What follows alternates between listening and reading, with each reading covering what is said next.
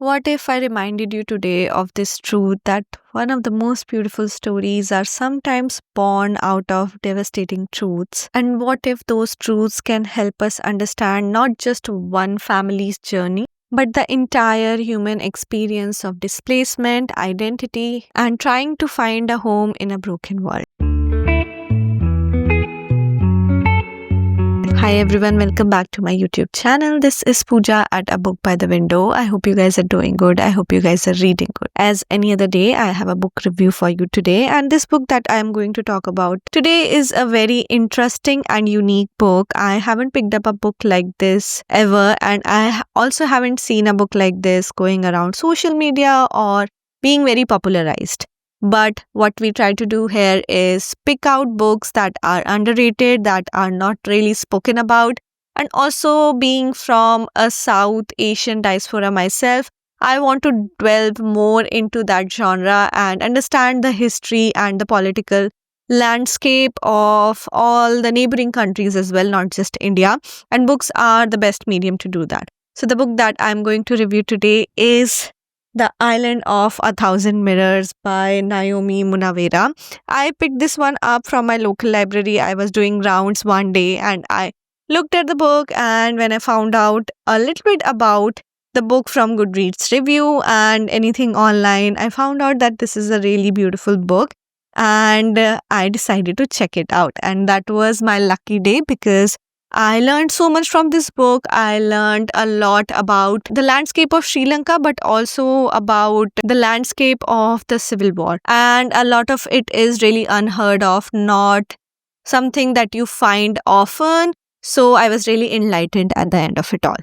So today I will speak a little bit about this book, and please consider this as an informal review of the book that I recently finished. What is this book about? Island of a Thousand Mirrors is something that is talked about as a book about Sri Lankan civil war. And yes, I agree, it is absolutely that. But I also want to explore today something that is often overlooked, which is the fact that I found it one of the most profound books written on immigrant experience. Not just talking about the logistics of moving from one country to another, but also the psychological archaeology of carrying everything alive that you have lived in your home country and displacing yourself in another country with the same emotions and with a lot of hope. The author doesn't just tells us about Sri Lanka's brutal civil war that went on for 26 years between the Sinhalese majority and Tamil minority. She also shows how historical trauma becomes encoded in families, how it travels in suitcases and settles in kitchens in America, and how it affects children who were never even there to experience it firsthand. What about the writing of the book?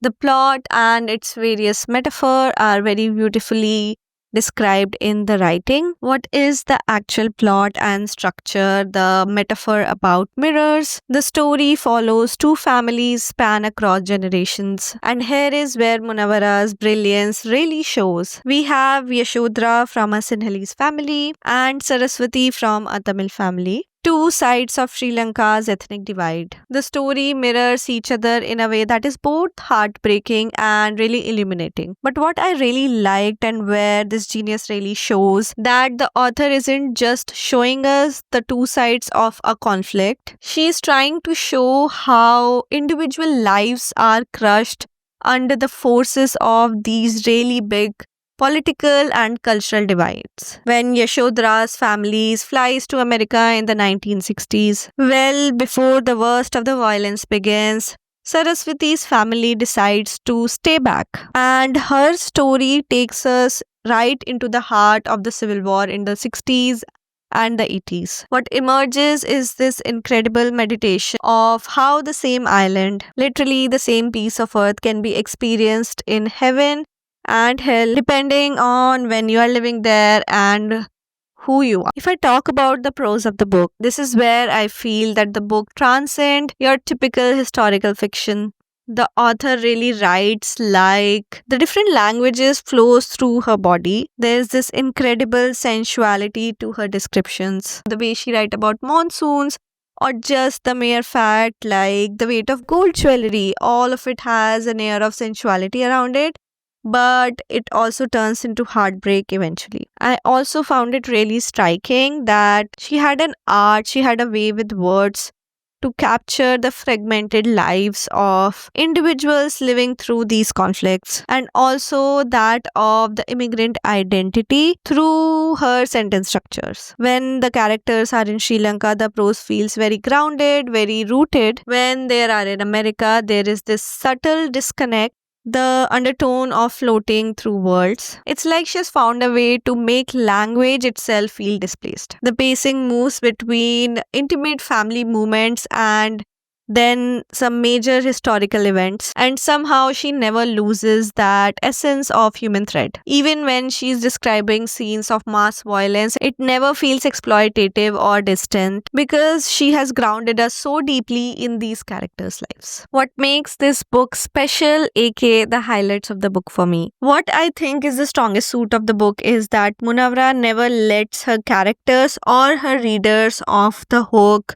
under the garb of a simple narrative about good guys and bad guys. Both families carry prejudices alongside their traumas. There is this moment when Yasodhara, quite safe in America, makes an offhanded comment about Tamil people, which really goes on to show how deep these prejudices run, even for someone who has never experienced it directly. It is very uncomfortable and it is very real, and it goes on to show how historical conflicts lives in the most mundane of moments as well. Also, what really got to me is how Munaweera explores the theme of inherited trauma. Saraswati's daughter grows up in America, supposedly modern, supposedly safe from all this, but she carries her mother's nightmares in her DNA. This isn't a metaphor, this is actually how trauma works, and Munaweera has captured it really beautifully through her words. Some areas for consideration, also known as the lowlights of the book for me. I want to be really honest with some things that might challenge some readers. This book really doesn't shy away from very graphic details about violence, narratives around sexual assault, and some of these war scenes are really difficult to read and sit with. Doesn't sensationalize them, but she also doesn't sanitize them. The structure can also feel overwhelming at times. We are jumping between time periods, between characters, between historical timelines, and sometimes I do wish I was allowed to sit with the moment without revealing the next thing, without revealing the next truth. And again, let me be honest with you here. If you're looking for a book with clear resolution, this book will frustrate you because this book is not trying to arrive at a point, it is just trying to make a point. Munaweera is really more interested in exploring the question rather than answering them, which I personally loved, but I know for a fact some readers might not enjoy it as much. So, final verdict, what is my final rating of the book? I give this book 4 out of 5 stars. I'm always popularizing and socializing and being a champion for underrated books. And this is one book I feel should be more verbalized, or more people should read this book, solely because I got to learn so much about Sri Lanka's cultural history and about its landscape, food, all of these things you get to know from a story, from a book, even if you haven't visited the place yet. And I also learned so much about the political divide. I only knew of these things from afar because growing up, I would hear a lot of news around these things, but I never went about researching on my own.